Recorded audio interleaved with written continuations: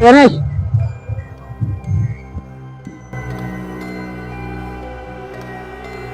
गणेश बोल ना. मला एक अशी साधना माहीत पडले ज्याने मला अमृत भेटेल.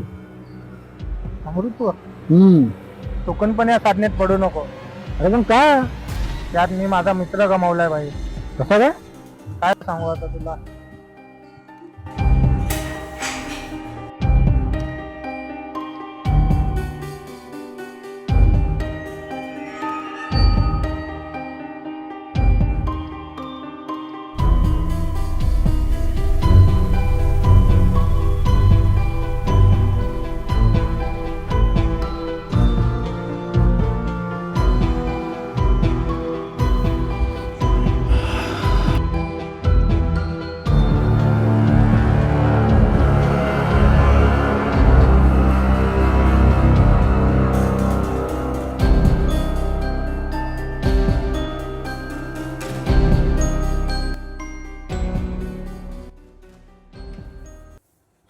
अतुल, तू हे काय करतोयस?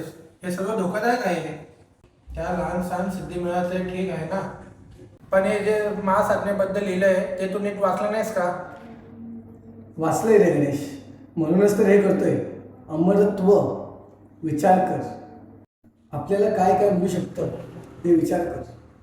लहान लहान सिद्धी हे फक्त ट्रेलर होतं. आता मुख्य चित्रपट सुरू होणार आहे. पण त्या जीवन भेटण्याची शक्यता आहे असंही लिहिलंय ना. 1 वर्ष रोज रात्री 12 वाजता. जर नियम मोडले तर साटकाला जीव गमवावा लागेल. तू वेडा आहेस का? सगळं काही मिळवण्यासाठी काहीतरी गमावं लागतं मित्रा. ही माझी परीक्षा आहे आणि मी ही पास करून दाखवेल. तू माझा मित्र आहेस, तू मला समजून घे बस.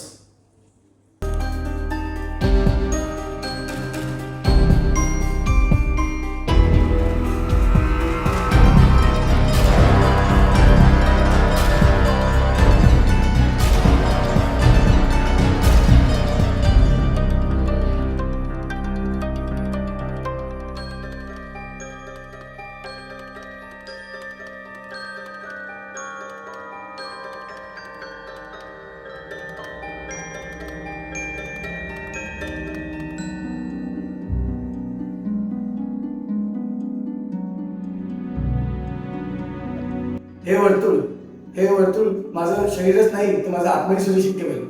मी आत असेल पण बाहेरच्या जगाशी माझा संपर्क पूर्णपणे तुटलेला असेल. 1 वर्ष तू एकटाच असणार. मी आलो तर? तू माझा बाहेरचा आधार आहेस.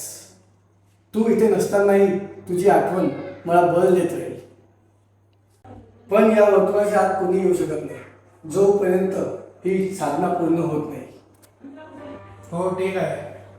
काय रोज रात्री 12 वाजता पूर्ण 365 दिवस या वर्तुळाच्या बाहेर पाऊल पडलं की खेळ संपला, सोबत आयुष्य सुद्धा संपलं.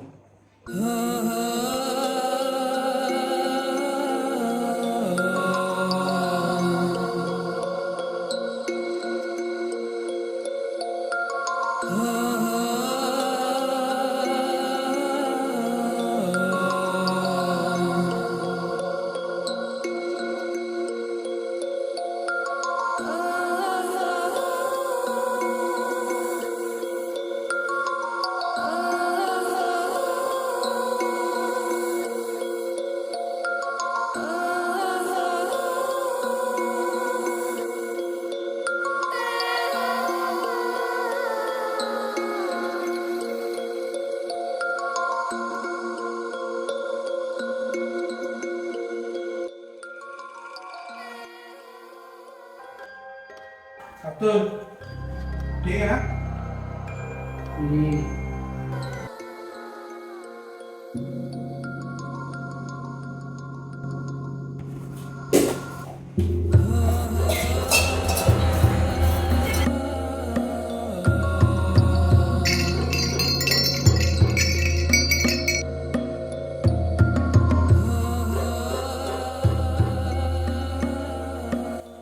अतुल, हे काय करतोस तू? मला एकटं सोडून काय करतोस? मला फार भूक लागलीये. अतुल, बाहेर ये बाळा, मला काहीतरी होतंय. श्वास गुदमरतोय, मला वाचव.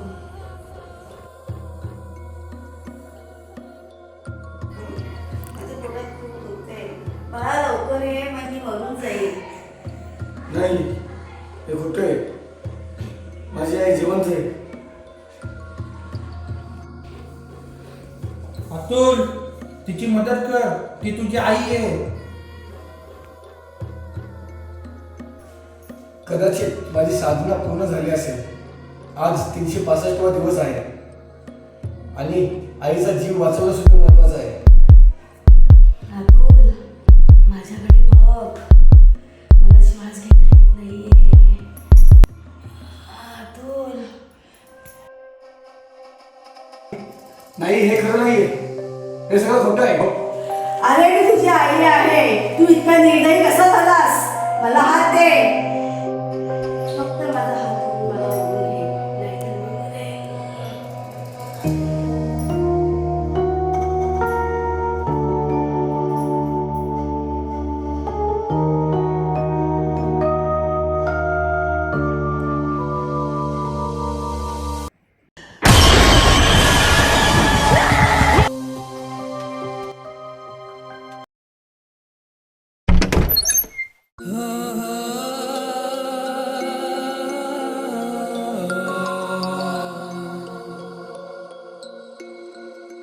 आता सीन आहे, समजलं का?